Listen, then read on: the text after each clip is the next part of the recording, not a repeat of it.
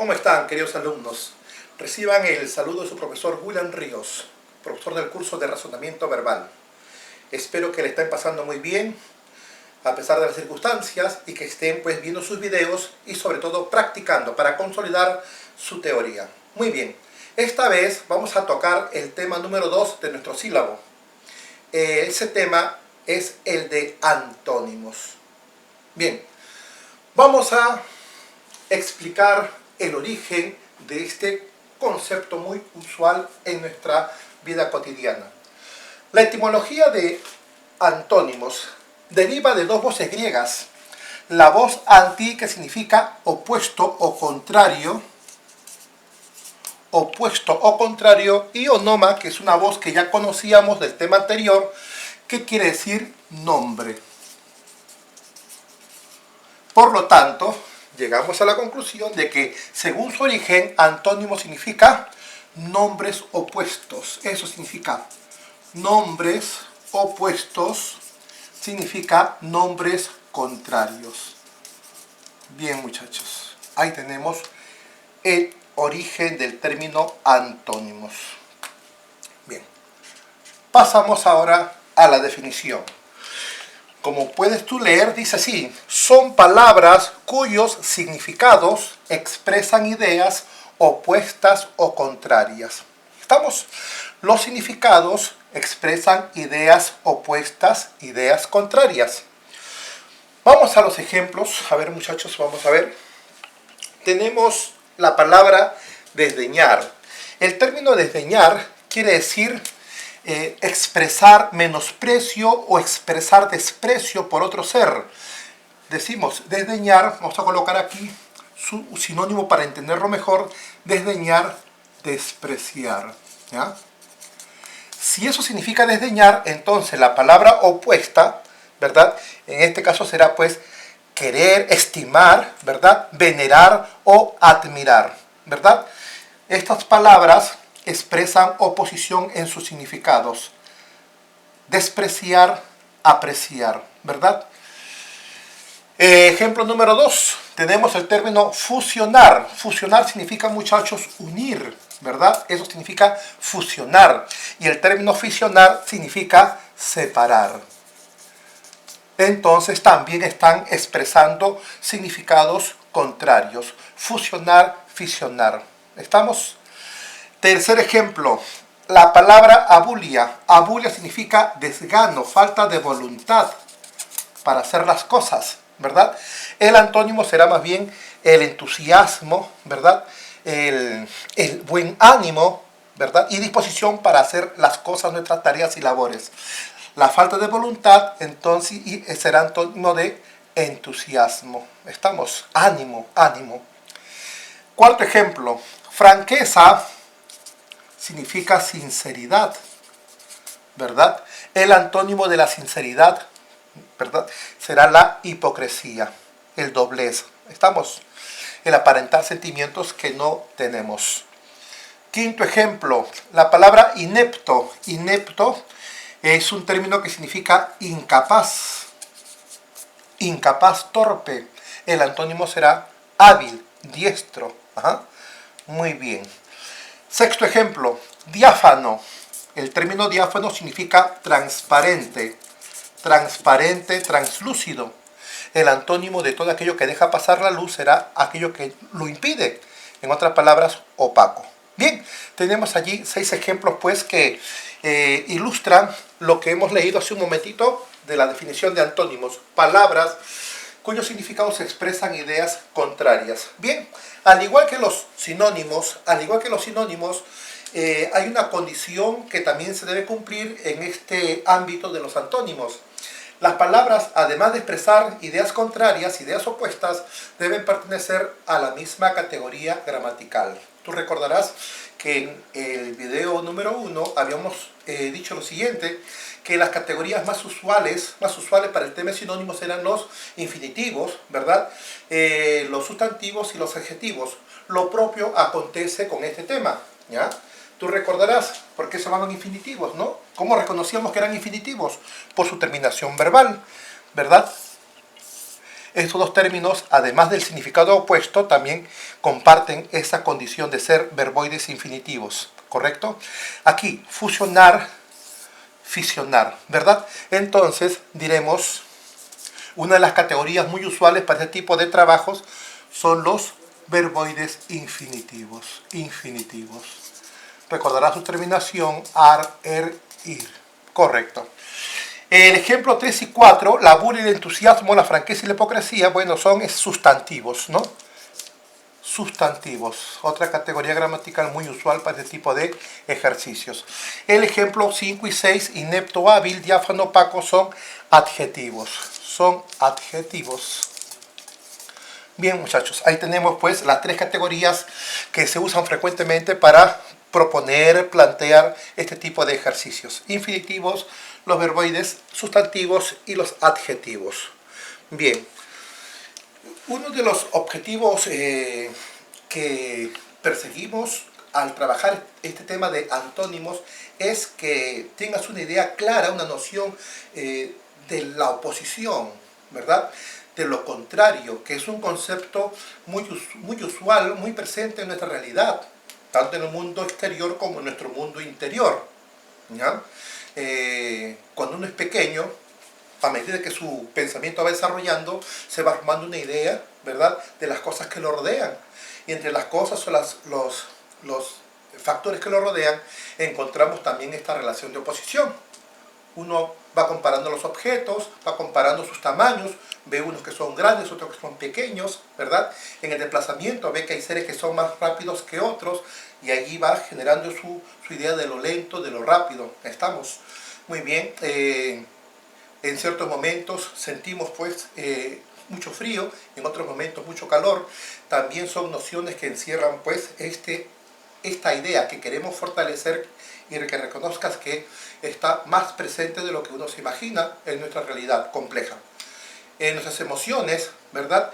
En algún momento hemos estado muy tristes, en otro momento muy contentos, ¿verdad? En algún momento estamos muy tensos, en otros estamos muy distendidos. Estamos con mucha cólera, a veces estamos muy serenos, ¿correcto? Son emociones que encierran también pues oposición y que experimentamos. Son situaciones de todos los días. Muy bien. Vamos a observar algunas imágenes que hemos pegado en nuestra pizarra que reflejan estas ideas. Aquí observamos a dos grandes personajes de la literatura universal, ¿verdad? Sancho y Don Quijote. De ellos se dice pues que representan la oposición que mucho existe en nuestra compleja naturaleza, ¿verdad?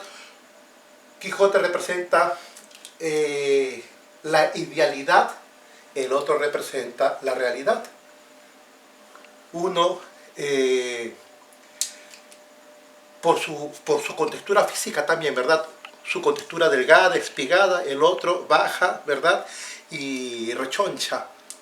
Incluso también hay una comparación en las cabalgaduras, ¿no? ¿Verdad? Uno un caballo y el otro un asno. Muy bien, es una obra muy interesante porque refleja mucho de lo que es la naturaleza del ser humano. Es por eso que es uno de los grandes clásicos de la literatura universal, porque todos los lectores de una u otra forma nos vemos representados en ese texto tan importante como es esa obra de Miguel de Cervantes Saavedra. Observamos por acá dos señales también muy usuales por todos nosotros, ¿verdad? El pulgar arriba expresa aprobación, ¿sí? El pulgar abajo expresa todo lo contrario, desaprobación, ¿correcto? Muchas veces hemos hecho uso de estas señales, ¿verdad?, para expresar una idea, un concepto. Pasamos a una tercera imagen. Tenemos pues la eterna lucha entre el bien y el mal, ¿cierto? Que es uno de los principios pues milenarios de las religiones antiguas, ¿verdad? Son conceptos muy presentes en la religión, ¿no? La lucha del bien y del mal, lo que uno debe hacer y lo que no debe hacer. ¿Estamos? Muy bien, y si lo comparamos con un principio del taoísmo, podemos hablar también del yin y del yang, ¿no? El yin femenino, el yang masculino. ¿Estamos? El yin la oscuridad, el yang la claridad. Muy bien. Otra imagen que hemos utilizado aquí, vemos pues dos emojis. El primero expresa tristeza, el segundo contentura, felicidad. Son dos emociones muy presentes en nuestra naturaleza humana. Muy bien, muchachos, reitero, el propósito es que tú tengas una idea más clara de que este concepto está muy presente en nuestra realidad, ¿ya? Y también la práctica de este tipo de ejercicios nos va a llevar a que incrementemos notablemente nuestro conocimiento del español, ¿ya? Bien, vamos a pasar, muchachos, a hablar sobre las clases de antónimos. Hemos dividido la clasificación en tres grandes grupos, ¿no? Los antónimos por el grado de oposición que expresan o manifiestan, por la forma que hay entre ellos y por su significado, ¿ya? Son tres grandes categorías que hemos utilizado para poder ilustrar mejor la clasificación de los antónimos. Vamos a hablar de por el grado de oposición, qué tanto se oponen, y según ese qué tanto se oponen reciben un nombre. Comenzamos. Antónimos absolutos. Antónimos absolutos también se le llaman antónimos totales, o también se le conoce como los antónimos, ¿no?, en grado máximo. Dice, son aquellos términos cuyos significados expresan ideas totalmente opuestas, ¿no? Ideas totalmente opuestas. Estamos. Observa por acá. Comenzamos a explicar los ejemplos. La palabra vociferar significa hablar en voz alta, sinónimo de gritar, ¿correcto? Sinónimo de gritar. El antónimo, si esto es hablar en voz muy elevada, entonces el antónimo será hablar en voz muy baja. Y eso es susurrar. Susurrar, murmurar. ¿Ves? Hablar en voz elevada, hablar en tono bajo. Susurrar. Son antónimos que expresan total oposición. Siguiente ejemplo. El término altruista significa generoso, que busca el bien del prójimo, incluso sufriendo daño en ese fin, con esa finalidad. El altruista es aquel que ayuda a los demás, los asiste, los atiende, repito, aunque él se vea afectado, ¿no? Afectado. Ese es el altruista, el tipo generoso. El antónimo será aquel que solamente piensa en él. Primero él, segundo él, tercero él. Ese es el egoísta, ¿correcto? Otro ejemplo también de antónimos totales o absolutos. ¿Estamos? Pasamos por aquí. Aquí llamamos óptimo. Llamamos óptimo a lo muy bueno. Muy bueno. No solamente es bueno, sino muy bueno. Y aquí llamamos pésimo. A lo malo no. Llamamos pésimo a lo muy malo. Muy malo. Entonces entiende que están expresando los extremos en la valoración. Entonces son antónimos absolutos. Otro ejemplo sería pues risa. ¿Qué es la risa? Es la manifestación de alegría, contentura y felicidad. ¿Qué es el llanto? La manifestación de pesar, dolor, tristeza. Otro buen ejemplo de los antónimos absolutos. Absolutos. Bien. Pasamos a la siguiente forma de clasificación de antónimos por el grado de oposición. Tenemos aquí a los antónimos relativos. ¿Estamos? Dice, son aquellos términos cuyos significados expresan ideas parcialmente contrarias. Mucho cuidadito comparando con lo visto hace un instante. La oposición era total, ahora la oposición solamente es parcial. Algunos lo señalan como una tibia oposición. Tibia oposición.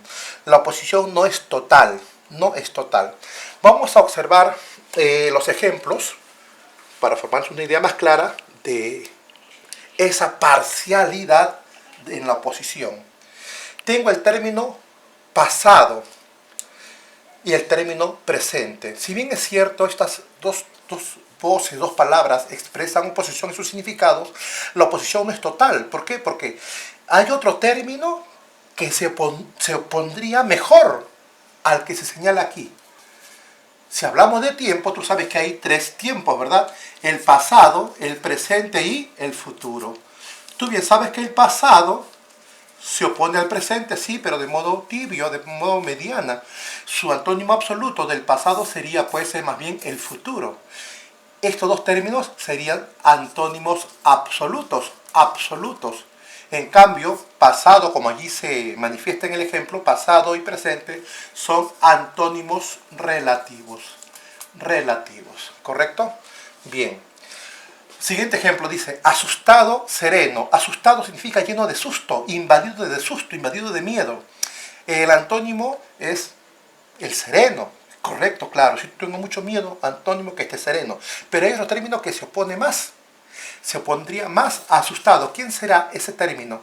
Será, si esto es lleno de miedo, entonces el antónimo absoluto sería lleno de mucho valor, o sea, el envalentonado. Pero con sereno hay una oposición mediana. Estamos, repito, el antónimo de asustado sería, pues, su antónimo absoluto sería envalentonado, lleno de susto, lleno de valor. Y con sereno también hay una oposición, pero mediana nada más, ¿correcto? Pasamos al tercer ejemplo. Observa. Tengo la palabra helado, caliente. Son dos grados de la temperatura, por llamarlo así, ¿verdad? Lo muy frío, ¿verdad? Lo muy frío se opone a lo caliente, sí, pero de modo tibio. ¿Por qué? Porque entre ellos hay una gradación. Para ilustrar mejor este ejemplo, pasamos aquí a este punto, ¿ya? Hemos colocado aquí la gradación de las temperaturas, ¿ya? En su forma genérica. Tenemos lo helado. ¿Qué es lo helado? Es lo muy frío. Está expresando un grado mayor que el frío, nada más, ¿verdad? Helado, muy frío, frío, tibio, caliente, y acá está muy caliente. Muy caliente, esto es lo ardiente, ¿ya? Muy caliente.